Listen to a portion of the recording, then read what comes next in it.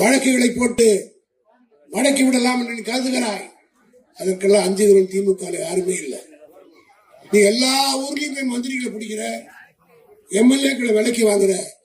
தமிழ்நாட்டில் திமுக இருக்கிற கடைசி தொண்டனுடைய கால் செருப்பை கூட உன்னால் தொட்டு பார்க்க முடியாது. சத்தான வைராக்கியமா சாமான தவிர கட்சி மாறி பொழைக்க மாட்டாங்க.